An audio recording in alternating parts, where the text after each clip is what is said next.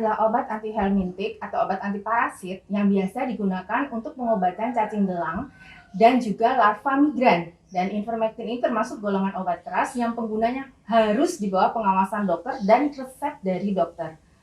Efek samping yang walaupun kecil bisa terjadi pada penggunaan ivermectin adalah adanya skin rash atau adanya kemerahan di kulit, mual-mual, sakit kepala, badan terasa lemah, dan juga ada beberapa yang mengalami kasus kejang-kejang sampai dengan hilang kesadaran.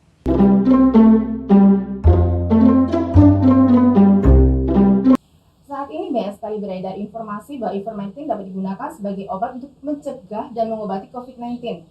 Tetapi penelitian ivermectin sebagai obat COVID saat ini masih sedikit dengan jumlah sampel yang sedikit. Jadi masih diperlukan penelitian yang lebih lanjut terhadap ivermectin sebagai obat COVID. Dan penggunaan ivermectin menjadi populer saat pandemi ini karena ada penelitian yang dilakukan secara in vitro. In vitro itu adalah prosedur medis atau tes dan eksperimen yang dilakukan para peneliti di luar organisme hidup. Jadi in vitro ini adalah uji praklinik, tetapi belum melalui uji klinis dan belum diketahui dosis yang tepat dan baik untuk binatang atau manusia ketika mengalami COVID-19.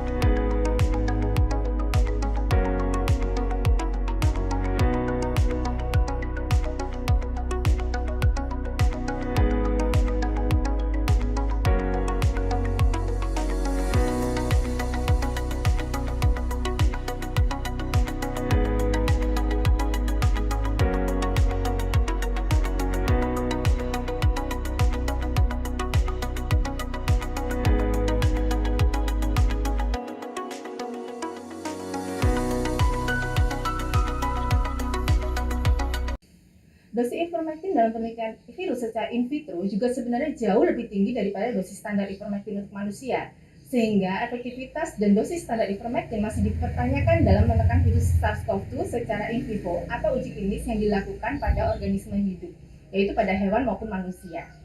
Sedangkan izin edar obat ivermectin yang dikeluarkan oleh BPOM terkait dengan ivermectin sebagai obat COVID adalah izin edar untuk uji klinis yang sedang dilakukan di beberapa rumah sakit di Indonesia.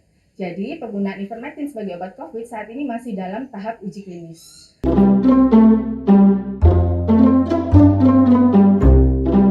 Pertanyaan, apakah boleh seseorang mengkonsumsi obat ivermectin? Jawabannya adalah boleh apabila saudara sudah berkonsultasi dengan dokter saudara dan penggunaannya berdasarkan resep dari dokter dan di bawah pengawasan dokter. Jadi, jangan mengkonsumsi ivermectin secara bebas dengan dosis yang tidak tepat. Obat ini harus dikonsumsi dengan pengawasan dokter karena dosis efektif penggunaan ivermectin untuk COVID juga masih belum dapat dipastikan. Jangan lupa like dan subscribe.